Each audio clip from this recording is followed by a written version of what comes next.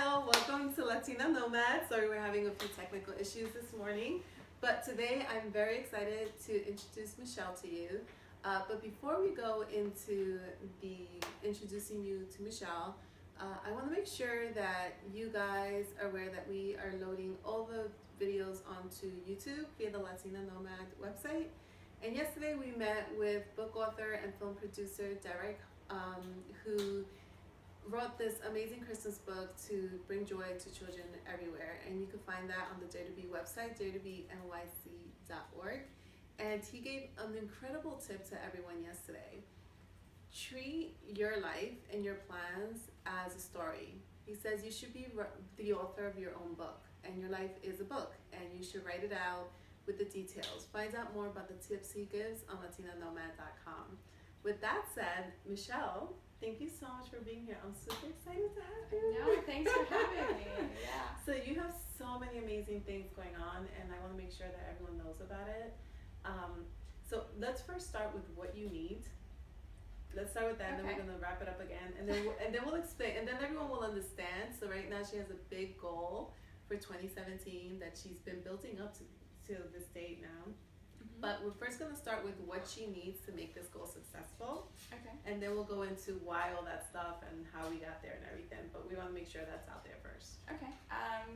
Well, the goal itself, because what I need is not going to make sense, but I'm going to explain the goal. So the goal is to go on a tour in the United States, living off of our old van, giving out vegan meals to the homeless in the community, and hooking up with communities that are already established. And so to do that, we need to install a kitchen in our van, which we don't have yet. We need to get solar panels for the van so that it can we can be conscious of the environment as we're powering up our things in the kitchen itself. And we need skills of people who want to help us. So what I've done all the time is build communities. And so we need now those communities to take care of us.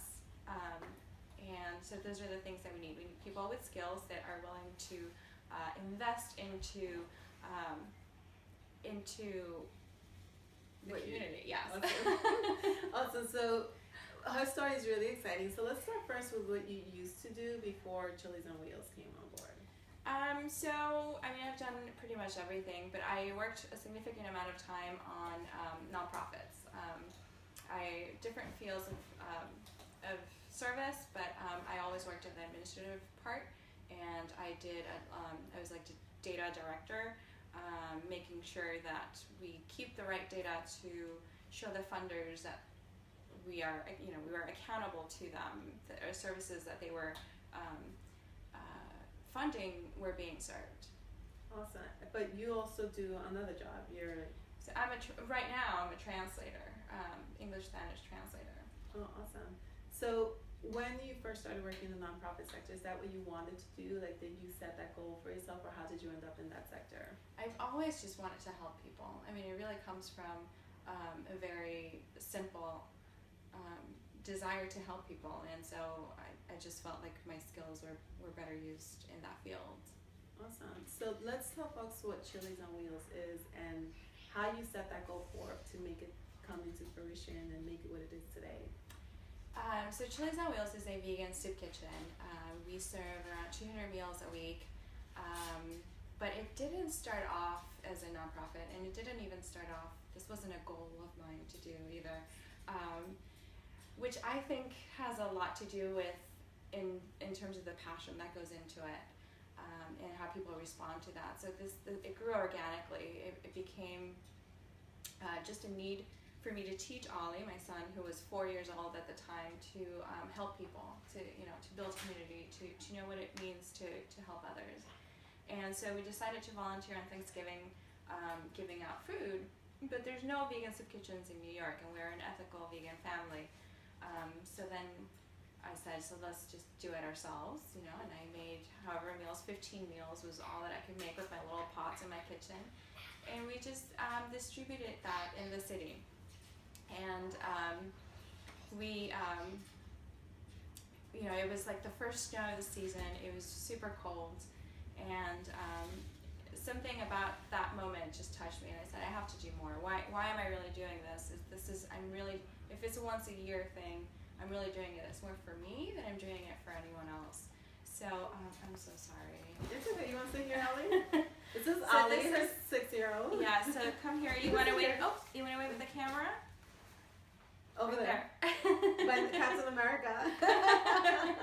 So this is the reason actually why Chili's on Wheels exists, so I wanted to Captain take him out. America's Iron Man suit. Okay, but and so and out of that, then I said, well, I have to do this more. Like once a year is not enough, and then I went to like once a month, and even that became not sufficient. You could grab one, Ollie. Sorry, guys. Sorry, so sorry. We kind of weren't. Okay, it's kids. Don't worry about it. Go ahead. And just sit down, honey. Those are not vegan. How? Just sit down. One. I'm so sorry. And then once I saw that we needed to do this weekly, that really weekly was something that people could really count on in terms of meals, then that's when our goal setting process really started, because then that's really when we decided to structure it as a nonprofit. And that's when I really had to use the skills that I had already acquired in my work in the nonprofit world, and really sit down and structure it as an organization, the programs, what we wanted to accomplish with each program. So what were the first set of goals? So you had to set goals with it. What were the first set of goals that you established when you first started Chili's on Wheels? So the first goals was to set it up at the back end of the organization so that we could get tax exemptions, that we could get the donations needed, because at this point I just couldn't continue funding it personally. So it became how to set this up so that it's tax deductible. How do we find funders? How do we get the funds to make sure that we provide the service? And then in terms of service, it became, so what do we really want to accomplish? So this became, this started because of our need to provide vegan food. So how many meals are we going to be distributing? Where are we going to get that food? Do we want to make something else with it? And then we decided to add the component of vegan education to it, because it just goes hand in hand. What are the advantages of a plant-based diet for people, for the planet, for the animals? What does that entail? And then another part of Chili's on Wheels was the youth aspect, was that I was taking my 4-year-old son, and there are not a lot of organizations out there that allow you to volunteer with young children. They're very limited. So this also became a space to allow youth to volunteer and to encourage youth to participate in the community. And so then that became its own set of goals. How do we reach out to schools, to youth, to families that want to volunteer? Oh, that's awesome. So what was your biggest challenge in setting it all up? Because the back end was really important. So what did you find in the first year being your biggest challenge with that setup? Just in terms of I would say just finding the right people to join you, the right people with the right skills. I mean, one person cannot do it all. So the most important thing is to find people that complement your own skills. Okay. So, and as far as the fundraising, did you encounter any big challenges with that as well? There's big challenges in that starting organizations are not as desirable to fund by foundations. So they usually require you to be established for about 3 years or something before you're able to get funded. So that was a big challenge that I was just weren't aware of. Yeah. So how have you overcome those challenges? Because you've been serving a lot many. You're serving 200 meals now. Yeah, we serve 200 meals a week. Mm-hmm. So you were doing last year about 100, right? Yeah. So I mean, we've grown exponentially. We've more than the last time that we ran the data was in July, and we have more than tripled the amount of meals that we have given out. So we ran we encountered those things that foundations weren't willing to donate to us. And so we decided to go with individuals, and so it became really important to reach out to the individuals in the community to donate to us, and small donations kind of builds up. We ran a crowdfunding campaign, which was successful, and then we just started appearing in every event. We started getting known, and that's how we've been able to kind of go around that. We've also had the support. We found two foundations which fund specifically vegan services, Welfare World, which has been instrumental in our growth, and the Pollination Project, which funds grassroots organizations that are just starting out, which is so important. I wish that more foundations were out there that would fund these type of things, because when you're starting out is when you need it the most. Right. So they provide they provide like $1,000 grant, but it's not just $1,000. They provide also workshops on how to fundraise, and they give you all these other kind of skills that you might lack as a person that's just providing a service and growing it out. Oh, that's awesome. What has been your best experience so far during this learning process? The best experience, it has to be the people. I mean, there's a reason why, I didn't set out this, it was organic, its growth was organic.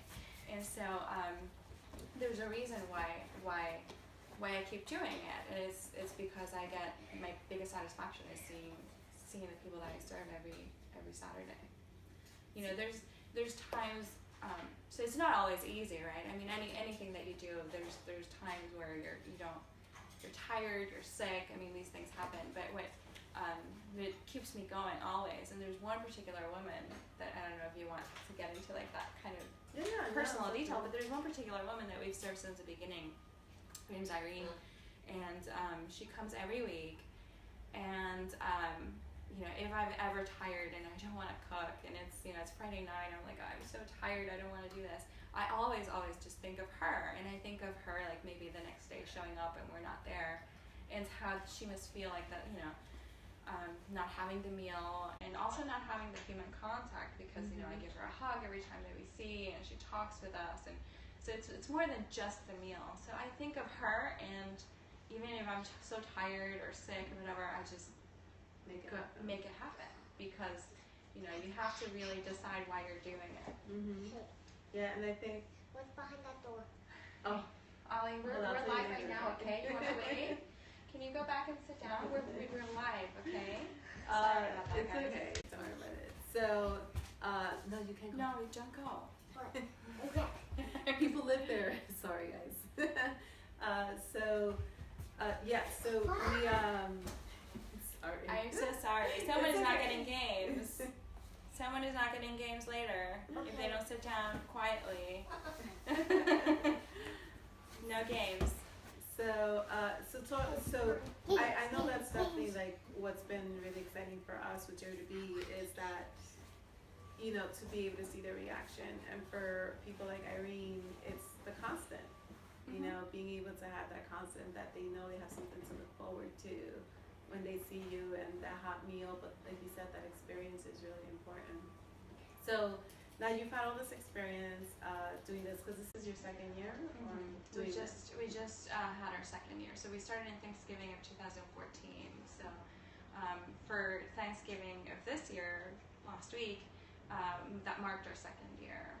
We had a big event. We had a huge event that was so successful. We fed 1,000 people. So if you think about it, like when we started out, that first Thanksgiving, we fed 15. In our second year, we fed 1,000. And how'd you manage to accomplish that? In terms of the event, we it's a lot of work. We had a team of people working it. We advertised it. We had wonderful people that are involved that have large platforms of people, so we were able to get the word out.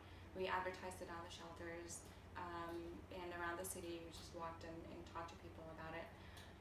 We had a lot of meals on Tompkins Square Park, and then we had 10 volunteers with cars.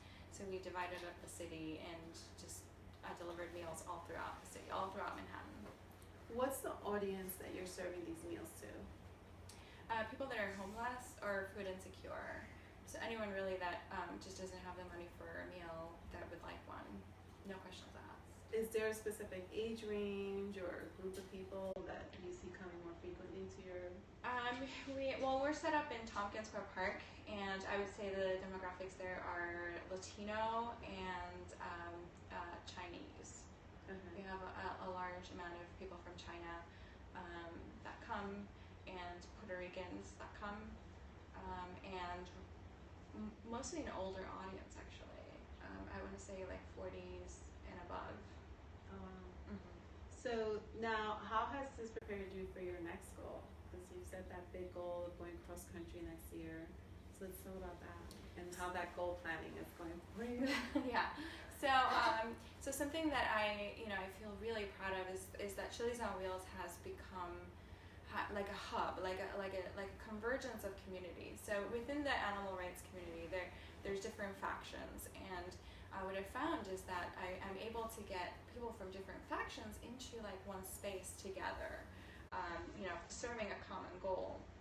And I've been able to get like the vegan community involved, and I've been able to get the social service community involved, and just different people from different communities together. And so I said, well, this is amazing, and I don't see this often. I don't see this convergence of different people from all over.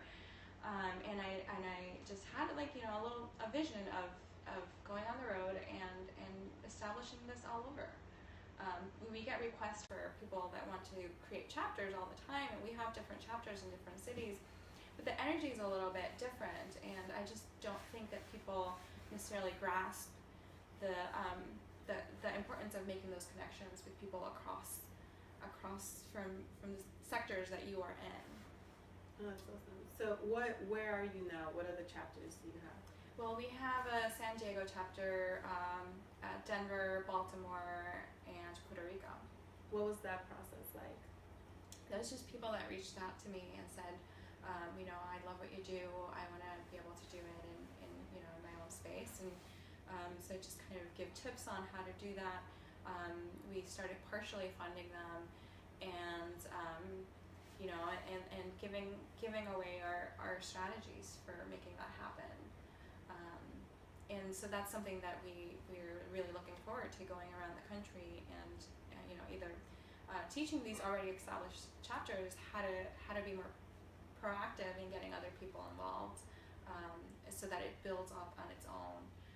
So my goal is so that now Chili's on Wheels New York will live on even after I go. So that it's not depending on me. So I'm able to build it up and have the people that are building it up with me, take over.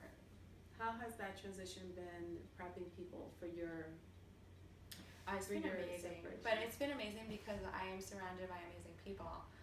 The woman that's going to take over, her name is Michelle too, and she's a vegan mother. She has a 3-year-old son, and they come in almost every week, and she's very capable, very very enthusiastic, warm. People love her, so she's going to be amazing. And I think that's the trick. It's surrounding yourself with people that are amazing. Yeah, and that are as passionate as your programs. Because with us, with Dare to Be, our expansion was thanks to ambassadors. That we have people that started, like you said, that they start volunteering with you and are there frequently, and you see their passion, their commitment to the children, and then they just take their role to the next level, which is to be able to become ambassadors or leadership positions that you need filled. So that's super exciting. So now with all this, how you have the planning phase for the next phase of this, which is going to your cross country tour. Are there any having done your plan? Is there anything that you're concerned about through this process, or doing this, or? So one of the things that really so let me back up and say I started having the vision for this earlier in the year, something like February. And I contacted this friend of mine. Her name's Nicole Huguenin, and she is from Wild Dream Walks. And you should look up Wild Dream Walks if you can. It's an amazing organization. She's based in Denver. She leads walks with people and talks to them about their dreams, and helps them build their dreams. And so I contacted her when I had this vision, and I said, how can I make this happen?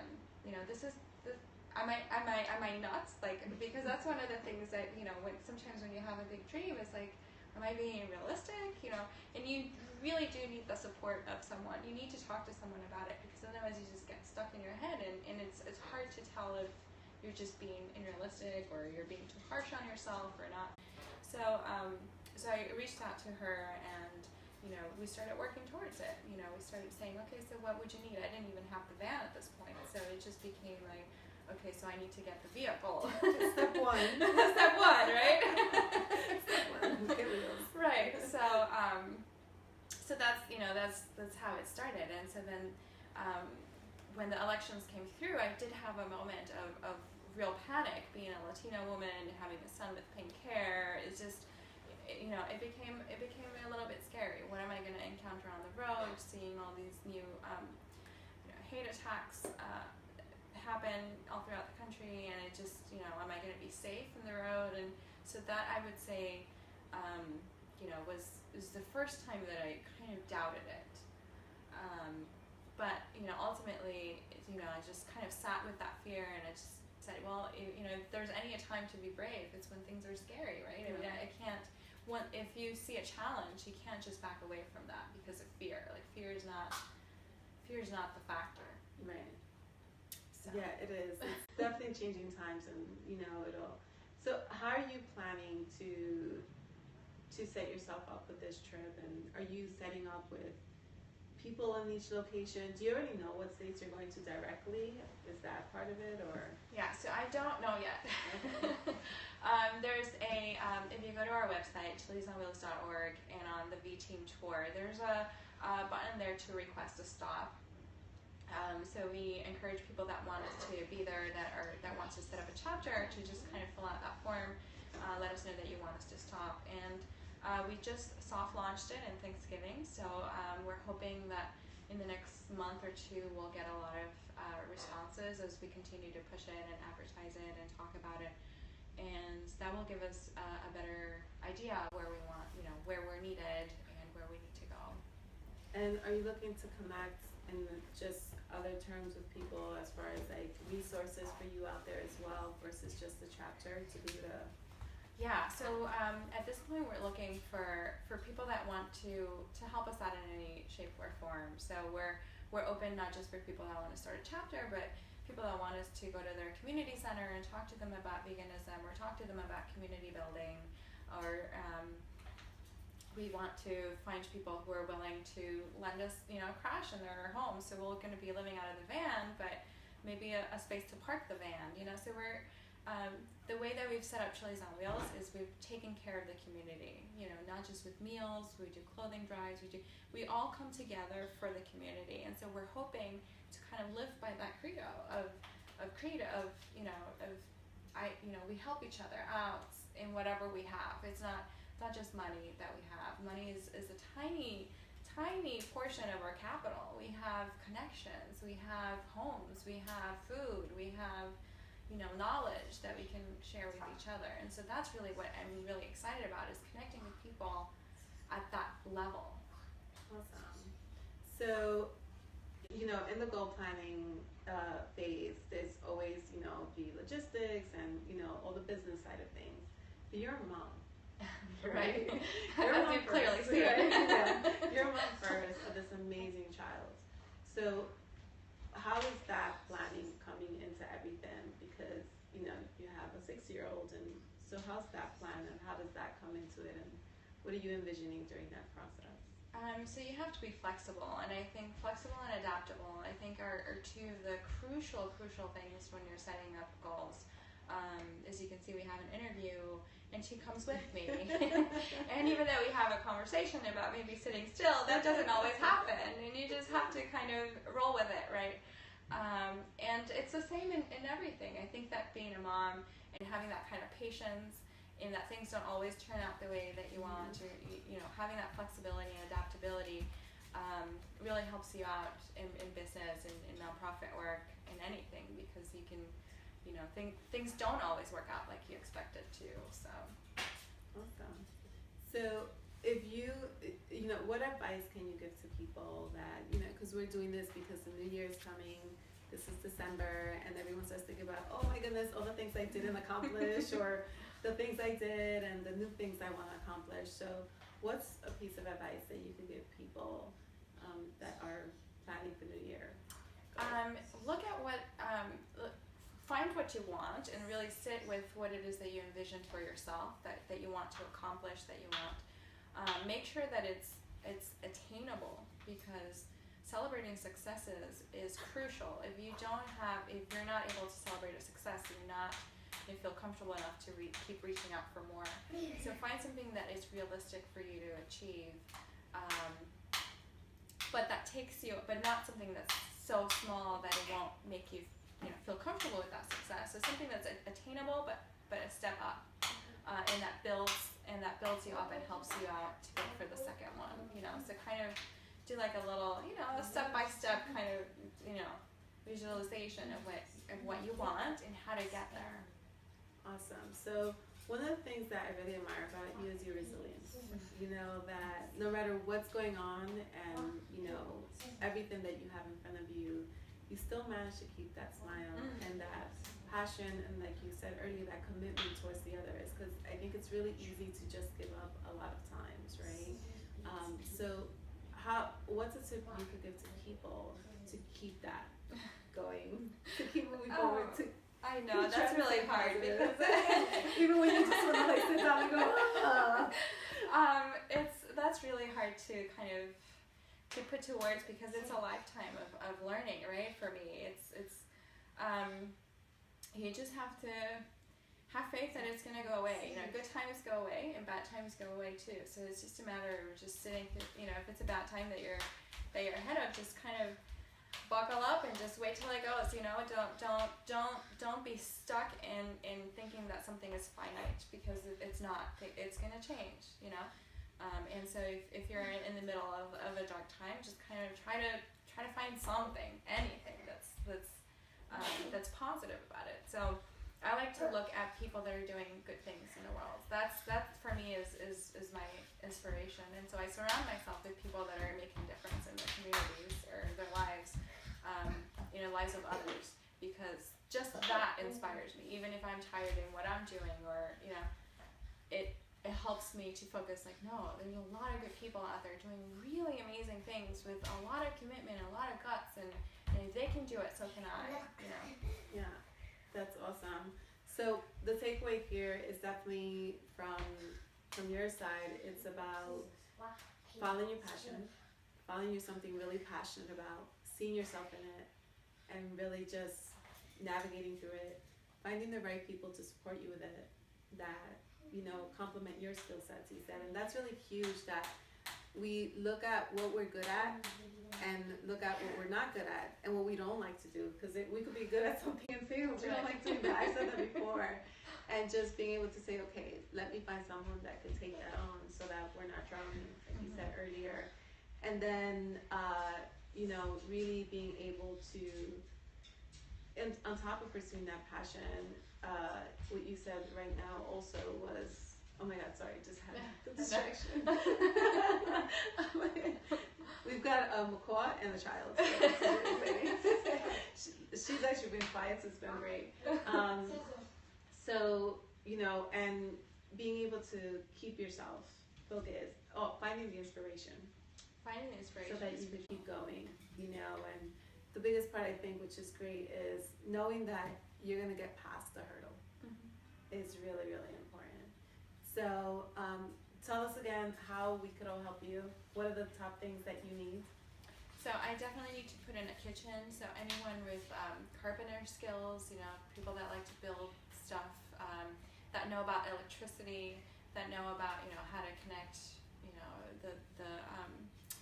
the solar panels to the battery to all that. I mean, I don't know any of that, so so I definitely need someone to a couple of people to kind of to do that, to build the kitchen and the van.